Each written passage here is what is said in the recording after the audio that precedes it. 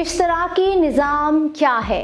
اس نظام کا بانی کون ہے؟ یہ نظام سب سے پہلے کس ملک میں رائج کیا گیا؟ اشتراکی نظام دنیا میں کتنا کامیاب اور ناکام رہا؟ کیا واقعی یہ نظام کسی معاشرے میں حقیقی معنوں میں لاگو کیا جا سکتا ہے؟ ہم آپ کو اس ویڈیو میں اشتراکی نظام کے وہ پہلو بیان کریں گے جو اس سے پہلے کبھی کسی نے نہیں بتائے، وہ حقائق عیاں کریں گے جن پر بہت کم بات کی جاتی ہے۔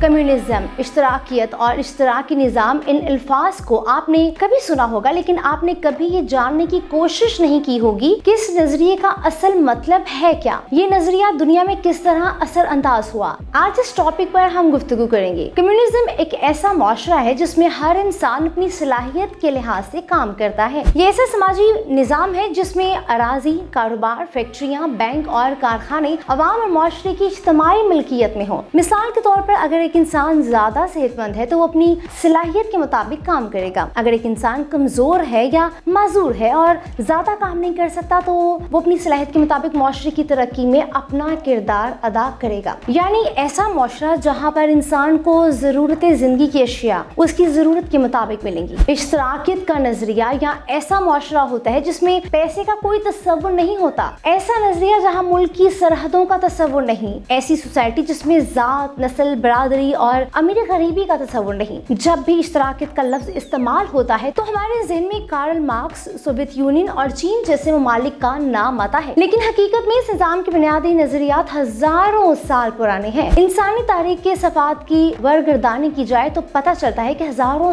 سال قبل انسان کا طرز زندگی مختلف تھا۔ وہ لوگ قبائل کی صورت میں رہتے تھے۔ مورخین کا ماننا ہے کہ وہ زمانہ قدیم اشتراکیت پر مبنی تھا۔ جب انسان جنگلوں میں جانوروں کا شکار کر کے پیٹ پالتے تھے، وہاں پیسے کا اور ملکی سرحدوں کا کوئی تصور نہیں تھا۔ ممکن ہے کچھ قبائل میں اونچ نیچ کا تصور ہو، لیکن زیادہ تر قبائل میں یہ تصور بھی نہیں تھا۔ سب انسان مل جل کر رہتے تھے، کوئی پرائیویٹ آنرشپ نہیں تھی۔ قبائل میں یہ کوئی نہیں کہتا تھا کہ یہ چیز صرف اور صرف میری ملکیت ہے۔ اس وقت جب بھی کوئی کھانا یا جانور کا شکار کر کے لاتا تو سب کے ساتھ شیئر کیا جاتا، لیکن یہ باتیں ہزاروں برس پرانی ہیں۔ ماضی قریب کی بات کریں تو کارل مارکس کو کمیونزم کا بانی کہا جاتا ہے۔ کارل مارکس جرمن فلسفر تھے جنہوں نے 1848 میں اس نظریے کا منشور تحریر کیا تھا۔ منشور میں لکھا گیا تھا کہ اسے سمجھنے سے پہلے اس بات سے آگاہی حاصل کرنا ضروری ہے کہ کارل مارکس کس دور میں پیدا ہوئے۔ کارل مارکس نے ایسے زمانے میں آنکھ کھولی جب صنعتی انقلاب کا آغاز ہو چکا تھا۔ صنعتی انقلاب آیا تو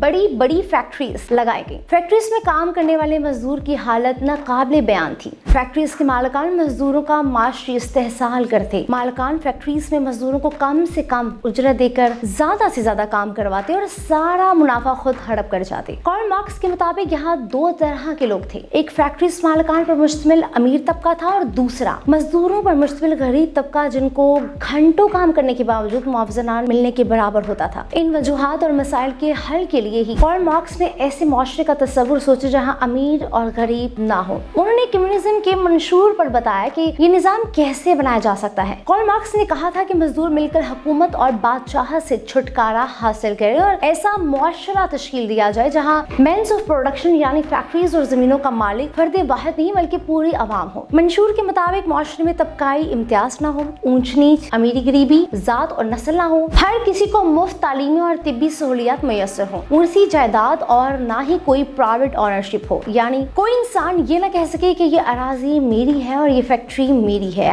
ہر کوئی فیکٹری کا مالک ہو اور معاشرہ مساوات کی بنیاد پر چلے۔ لیکن یہ ساری چیزیں جو آپ کے سامنے بیان کی گئی ہیں یہ بہت مثالی اور تھیوریٹیکل ہے، لیکن عملی طور پر لاگو کرنا بہت مشکل ہے، کیونکہ کارل مارکس فلسفر تھے، انہوں نے بھی اشتراکیت کو عملی طور پر لاگو ہوتے نہیں دیکھا تھا۔ تاہم 1917 میں اشتراکی نظام کا عملی مظاہرہ سوویت یونین کے انقلاب میں دیکھنے میں آیا۔ کمیونسٹ نے اس وقت کے بادشاہ کو اقتدار سے ہٹا دیا۔ روس کے انقلابی ولادیمیر لینن نے اشتراکی نظام کے نظریے کو پہلی بار لاگو کیا۔ لینن نے اپنے وقت میں انقلابی اقدامات اٹھائے اور مزدوروں کے حقوق متعارف کروائے۔ ورکنگ ویک کو 5 دن اور ایک روز میں 8 گھنٹے تک محدود کر دیا گیا، جو دنیا بھر میں آج بھی رائج ہے۔ اس سے پہلے فیکٹریز میں 12 اور 14 گھنٹے تک مزدور کام کرتے تھے۔ تعلیمی میدان میں خواتین کی تعداد بڑھا دی گئی۔ زرعی اراضی کو بڑے بڑے جاگیرداروں سے چھین کر کسانوں میں تقسیم کر دیا گیا۔ فیکٹریز کو حکومت کے زیر انتظام کیا گیا۔ حالانکہ کمیونسٹ منشور میں یہ نہیں लिखा गया था कि हुकूमत चीजों पर कंट्रोल रखेगी, बल्कि लिखा गया था कि अवाम हर चीज पर कंट्रोल रखेंगे। लेनिन ने जो इश्तराकी निज़ाम अमली तौर पर लागू किया और उसका तरीका कार्ल मार्क्स के बताए गए नजरिए से मुख्तलिफ था। उनका मानना था कि जो वो मुल्क की बेहतरी के लिए काम कर रहे हैं वही दुरुस्त है। वो तनकीद बर्दाश्त नहीं करते थे, इसलिए उन्होंने बाकी तमाम सियासी जमातों पर पाबंदी लगा दी। एक पार्टी स्टेट को कायम किया जिसमें पार्टी को तनकीद का निशाना बनाने की इजाजत नहीं थी। पुलिस जासूसी करती कि कोई रियासत पर तनकीद तो नहीं कर रहा, कोई कम्युनिज्म के खिलाफ आवाज तो नहीं बुलंद कर रहा, अगर कर रहा है तो उसे सजा दी जाए। हत्ता कि शक गुजरने पर भी लोगों को पाबंदी सलासिल कर दिया जाता, मुल्क बदर या फिर सजाए मौत तक दी जाती। इसी मार्क्स और लेनिनिज्म की सोवियत यूनियन कम्युनिज्म कहा गया। कम्युनिज्म को सोवियत यूनियन कम्युनिज्म से भी जोड़ा गया। हकीकत यह है कि इश्तराकी निज़ाम का हर हामी लेनिनिज्म नजरिए को पसंद नहीं करता था। 1924 में लेनिन दुनिया से चल बसे, जिसके बाद जोसेफ स्टालिन ने अपने नजरिए को लागू किया। जोसेफ स्टालिन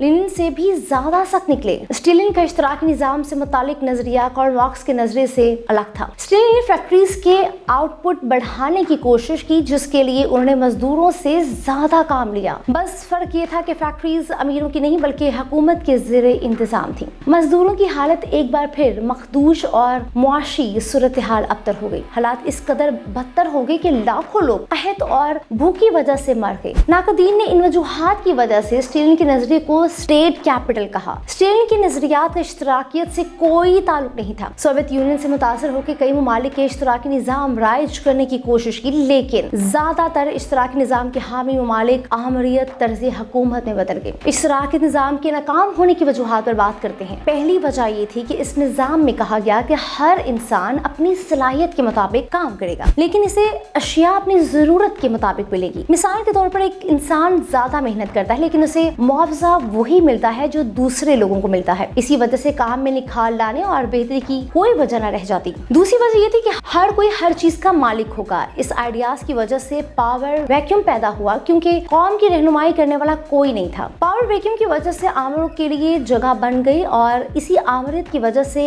यकजमाती तर्ज हुकूमत का दौर शुरू हो गया। इजहार राय की आज़ादी खत्म हुई और लोगों के हकूक छीन लिए गए। अगर एक आमिर या एक जमात तमाम चीजों को कंट्रोल करती है तो करप्शन बढ़ने का चांसेस होता है। तमाम फैक्ट्रीज और राजी हुकूमत के ज़ेरे इंतजाम हो तो कोई नई इजाद और टेक्नोलॉजी में पेशरफ्त नहीं होगी।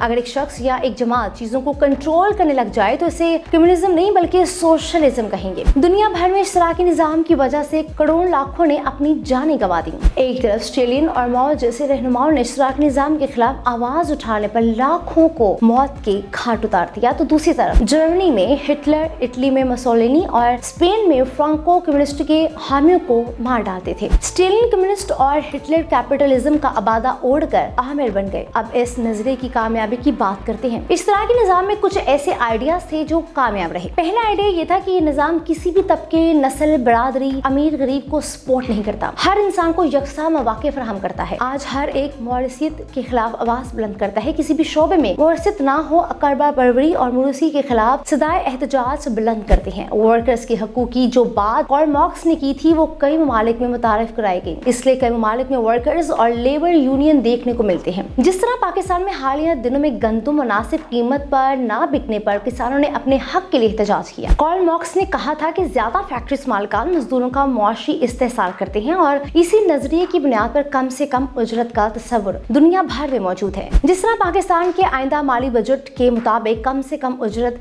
37,000 मुकर्रर की गई। तरक्की याफ्ता ममालिक में मुफ्त तालीम और तिब्बी सहूलियात फराहम की जा रही हैं। जब कम्युनिटीज में ये निज़ाम लागू किया जाता है तो कामयाब रहता है, लेकिन बड़े पैमाने पर ये निज़ाम नाकामी से दो चार हुआ है।